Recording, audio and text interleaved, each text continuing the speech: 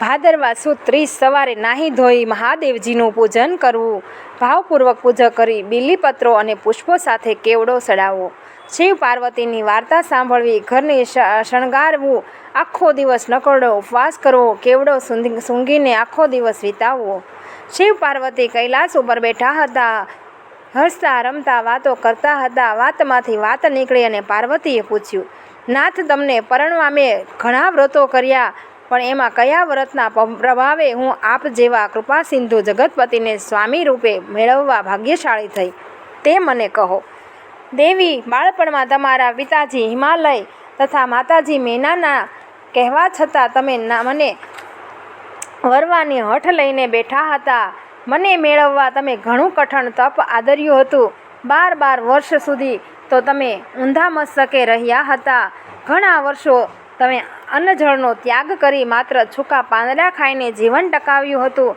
ચોમાસાના મુશળધાર વરસાદમાં તમે ઉઘાડા આકાશ નીચે રહી દિવસો વિતાવ્યા હતા. ઉનાળાનો અંગારા વરસતો તાપ તમે હસ્તે મોઢે સહન કર્યો હતો અને શિયાળાની કડકડતી ટાઢ પણ તમે તમારા શરીરને ચિંતા કરી નહોતી. એકવાર તમારા પિતાજી તમારા લગ્નની ચિંતામાં હતા. તેવામાં નારદ મુનિ ત્યાં આવી ચડ્યા. નારદજીએ તમારા વિવાહ વિષ્ણુ સાથે કરવાનું કહ્યું. તમારા મા બાપે એ વાત સ્વીકારી, પણ તમારા હૃદયમાં દુઃખ થયું. તમે સીધા તમારી બહેનપણી પાસે જઈ હૈયા ફાટ રુદન કરવા લાગ્યા. હે સખી, હું ભગવાન શંકરની શુદ્ધ મનથી વરી ચૂકી છું, પરંતુ મારા મા બાપ કોઈ રીતે માનતા નથી અને વિષ્ણુ સાથે પરણાવવાનું કહે છે. જો આમ થશે તો હું મારા દેહનો ત્યાગ કરીશ. સખીએ કહ્યું, બહેન, એવું આપણાથી ન થાય. આપણે અહીંથી ગુપચુપ નાસી જઈએ. આ પ્રમાણે નિશ્ચય કરી તમે બંને જણા ઘરેથી ચાલી નીકળ્યા. ચાલતા ચાલતા બંને જણા એક ભયંકર વનમાં આવ્યા. ત્યાં એક સુંદર ઝરણું જોયું. બંનેને તરસ લાગી એટલે તેમાંથી પાણી પીધું અને પાછા એક ગુફા હતી તેમાં ગયા. ત્યાં તમે રેતીની શિવલિંગ બનાવી ભોજન તજી દઈ મારું પૂજન કર્યું. જાત જાતના વનફળો, બીલીપત્રો અને કેવડો મને ચડાવ્યો. તે દિવસે ભાદરવાની અજવાળી ત્રીજ હતી અને હસ્ત નક્ષત્ર હતું. તમારા વ્રતથી હું પ્રસન્ન થયો અને મેં વરદાન માંગવા કહ્યું. તમે બોલ્યા, દેવાધિદેવ, જો તમે પ્રસન્ન થયા હોવ તો તમે મારા પતિ થાવ. મેં તમારી વાત સ્વીકારી. ત્યારે જ તમે બીજા દિવસે નદીએ નાહી તમારી સખી સાથે પારણું કર્યું. થાક અને જાગરણથી તમારી આંખોમાં ઊંઘ ઘેરાણી હતી, એટલે તમે અને તમારી સખી બંને એક ઝાડ નીચે સૂઈ ગયા. થોડી વારમાં તો ઘસઘસાટ ઊંઘવા લાગ્યા.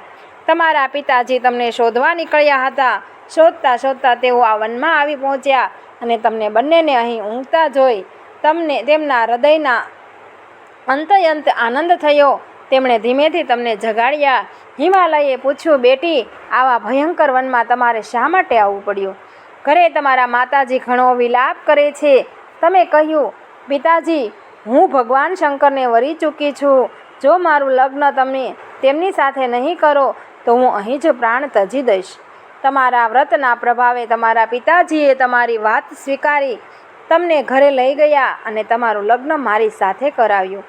હે દેવી, કેટલાક આ વ્રતને હરિતાલિક વ્રત કહે છે, કારણ કે હરિતા હરણ કરાયેલા અને અલિકા સખીઓએ તમારું હરણ કર્યું હતું. વળી કેટલાક કેવડા ત્રીજ પણ કહે છે, કારણ કે તેઓએ પુષ્પની સાથે ભૂલથી મને કેવડો ચડાવ્યો હતો. જો કે કેવડાઓ મને ચડતો નથી, છતાં તમે સ્નેહનો આવેશમાં નિર્દોષ ભાવે ચડાવ્યો હતો, એટલે મેં તેનો સ્વીકાર કર્યો હતો. હજુ પણ આ દિવસે જે મારું કેવડા સહિત પૂજન કરે છે તે મને પ્રિય લાગે છે.